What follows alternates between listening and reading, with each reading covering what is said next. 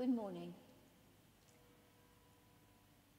I would like to welcome all those who are watching on YouTube, either now or later. My name is Lorna Allies and I work as an assistant priest here within the team at Peter Mancroft Church. Today, this is one of our reflections and prayers that we've headed Meaning and Purpose. And we've introduced these during these changing times. On a Monday, we focus on our city and on the community. And we often have the opportunity to bring people in from the city to talk to them. So it gives me a great deal of pleasure to introduce my good friend and colleague, Maggie Wheeler, who's agreed to come along and talk to us about an amazing initiative that began in Norwich during last year, Rosie's Plaques. Rosie's Plaques was an initiative that was enormously encouraging to many women in our city, and also great fun. Thank you, Maggie. It's great to have you here. It's lovely to be here, Lorna. So I'll just ask a few questions and we'll see where we go with this. Absolutely. So how about if you tell us a bit about Rosie's Plaques and what they actually are? Rosie's Plaques were a series of blue plaques based on the blue plaques we're all used to seeing, the official blue plaques, that a group of us put up in the summer of 2019, feels like a lifetime ago, in recognition of some of the women and events concerning women in our city that we felt had not really been acknowledged before. Now, I think the group were actually the Common Lot, is that right? Yes, we were a group of women from the Common Lot. And the Common Lot is a community theatre group that makes theatre by, about and for the people of Norwich and Norfolk. I think I've seen something that they've done, haven't I? I think you will. We did a show about Anglia Square last year, and a couple of years before that, one called Come You In, which was about the history of migration into the city and of Norwich welcoming outsiders to our city. Yeah, fantastic. So what made you decide on this idea particularly for Rosie's Plaques? Well, it came actually from the show Come You In. One of the characters in that was Harriet Martineau, and the woman, my friend Siobhan, who played that character, had a line where she said, "How come everything's about the great men of Norfolk? What about the great women?" And she said, while I was saying that line night after night, I thought, that's it, that's our next show. So in 2018, some of us women from the Common Lot researched, wrote and performed a show called All Mouth No Trousers, which was the story of some of our unsung women. And we performed that in pubs, cafes around the city in I think it was half term at the end of 2018.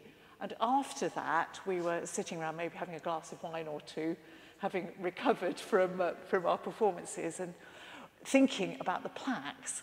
Now, when we were doing our research, we had a tour of the city by a local historian, Jill Blanchard, who showed us some of the significant sites relating to women in Norwich. And one of the things she told us was that out of about 300 plaques and memorials to significant people and events in Norwich, only 25 are for women. We wrote a song about that in the show. And when we were talking about it afterwards, we thought, do you know, we need to do something about that. And that's how Rosie's Plaques was born. That's fantastic. So, and what did you most enjoy about being involved with it? Oh, where to start? I think the whole project really has just been working with a great bunch of women who've become very dear friends. We have had so many laughs and we have had so much positive feedback, not just locally, but nationally and internationally. Yeah, that's right. The city, they responded very well in the city. Absolutely. We couldn't believe quite how popular it was. There was a time we were rushing around. Somebody was doing an interview with the BBC. Other of us were doing interviews with ITV. I did an interview with Radio Shropshire. We were in the BBC History magazine. We had a group of women from Ireland contact us. We were on Radio 5 Live. We were in the Financial Times. We were in the Financial Times with a big picture the weekend when there was speculation about Boris Johnson becoming leader of the Conservative Party. We loved the idea of him opening his FT and seeing a group of Bolshie women from Norwich being in a picture in the centre spread. There's a lot of Bolshie women in Norwich. There are a few, aren't there, Lorna? Oh, yeah. So you had all this publicity, excellent publicity.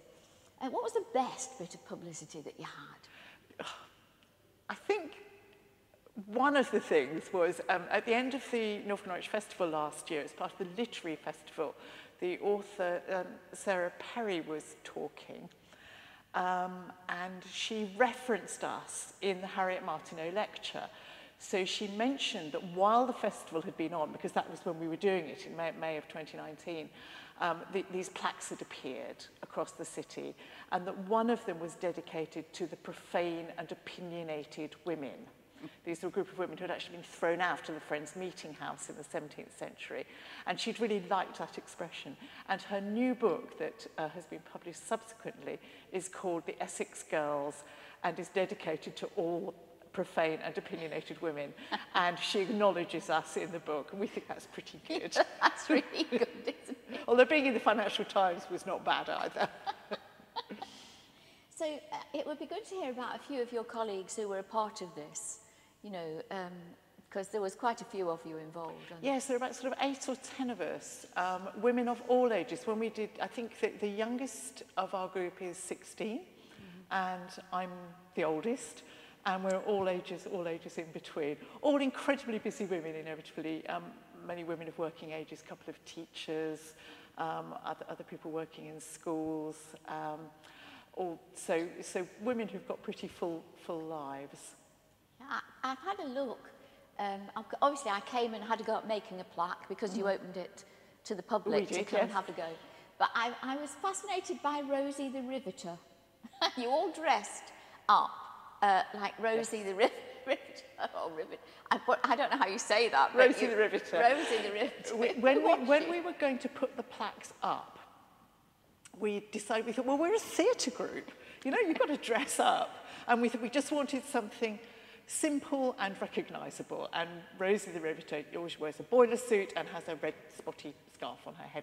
And we thought that would be an easy thing to do.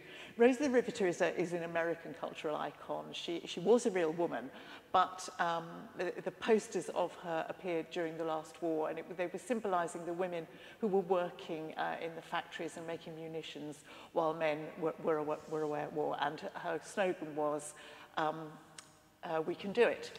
Yes, yes. So, and it just stuck really, because having put the plaques up, one of our more tech-savvy group, Ali, set up a Twitter account, and it needed a name, and she just called it Rosie's Plaques. And the name just stuck, and we've been Rosie's Plaques ever since. So whenever we go out among the people, we're just a riveter. Yeah. And what was the best part for you of the whole thing? I think it was it's hard to know, those first few days after we'd put them up, because we were determined that we would put them up and we wouldn't say anything. And we'd had a hilarious time trying to find ways of putting things up that wouldn't damage buildings, because most of them were going up on historic buildings. And we thought the last thing we wanted is for the story to be about us vandalising buildings. So we became real experts in how you attach a plaque to a wall without creating any damage, which meant we had a lot of plaques falling off walls in the early stages. We got very good with cable ties and gates in the end. And we just didn't say anything. We thought we'll wait until the story gets picked up by the press, and then we'll go public on who we are.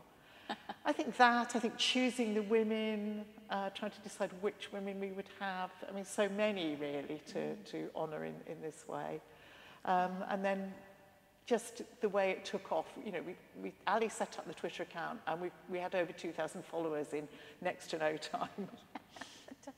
I remember actually one of the neighbouring houses of mine in the Unthanked Road belonged to a lady who knew a great deal about butterflies. Margaret Fountain, yeah. Absolutely, yes, and her collection is in the Castle Museum now, yeah. yes. One of those were so excited. Fabulous, intrepid Victorian women. We thought that was fantastic that she lived near to us. That's right, yeah. That's really good. So, is there something about Rosie's Plaques going on tour? Absolutely, because what happened through the Twitter account was that lots of women across the country were saying, please come to us, we'd like to do this. And we thought, well, yeah, we could do that. That would be a bit of a laugh, wouldn't it? And keep the project going. So we held an exhibition, which I think is what you came to when we did plaque and badge making workshops, and we crowdfunded to buy a caravan, our plaque shack, as we call it. And we thought, well, we'll get her all painted up and looking great. We'll go on tour in the summer of 2020. Yeah. We just finished doing the logistics. We'd just bought the caravan. It had just been deposited in my front drive because I live in Norwich and it would be easy to get the work done, and lockdown hit. Yes. So we haven't gone on tour this year, but we will go. We will go next year. We know where we're going. We've got groups of women across the country we know are welcoming us, hopefully in the summer of 2021. And she has now been decorated, our caravan. She has a red spotty roof. She has sort of blue around the bottom for her dungarees, and then reproductions of the plaques in between. And she looks rather good, I must say. And there she is, honouring all of our fantastic Norwich women. That's just fantastic. It's so lovely.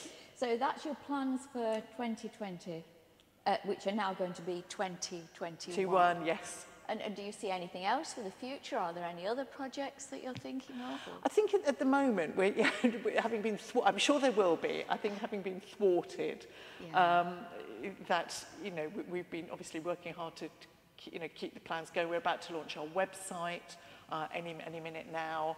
There will be some merchandise. We did last year, we had a stall and we sold bags and T-shirts and badges. Oh, I'm a proud badge holder, an opinionated woman. Excellent. And in fact, before we started fundraising for the caravan, we were selling our badges for in aid of Leeway, the domestic violence refuge, and we raised over £3,000 for them last year. And who knows, maybe more plaques. I mean, we did the original 8, and then we did one additional one for Patricia Hollis that we put on City Hall last year. But no shortage of women and no shortage of places to put them, we don't think. No. Tell us about Patricia Hollis. So Patricia was a local woman who she worked at the university, she was a historian, she was a county councillor, and for a number of years she was leader of Norwich City Council. And she joined the House of Lords, where she made a fierce reputation for herself, particularly defending the rights of minorities, defending women, and she fought against some of the worst excesses of recent welfare legislation. So she was, and I had the privilege of knowing, she was the only person who, as it were, was contemporary. She actually died just before we did the show at the end of 2018, so we were very pleased a year later to be able to do a plaque to her. And that sat on City Hall for a while, opposite the Guildhall, where we'd had a plaque from Mabel Clarkson, who had been the first woman councillor in the city at the beginning of the last century. That's just, well, it's just lovely to talk to you about them. And you know, I'm looking forward to the next episode, the next thing that we see with them. And I just so admire what you've all done. It's really fantastic. And thank you so much for coming in and talking to us about them. I've learned more this morning about them than ever. It's just lovely. We're always happy to talk about them, me and the fellow Rosies. Yeah. So I think that's just fantastic. Thanks very much, Maggie. My pleasure. Thank you. And I'd just like to finish with a prayer this morning. Lord, thank you for our fine city of Norwich and all the diverse communities that live here. Thank you for those many remarkable people in our city who do so much for the community where they live. Grant us the vision, Lord, to see what we can achieve, to reach out beyond ourselves, to increase our sense of purpose, and to be more aware of where we can help. Bless us and let us feel in your presence, your love and reassurance, as we learn to live in a new and different way. And let us feel real hope and faith in our future and in the future of our city. Amen.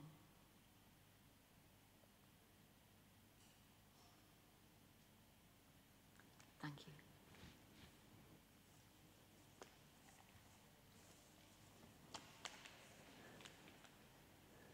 Just sit quietly while he...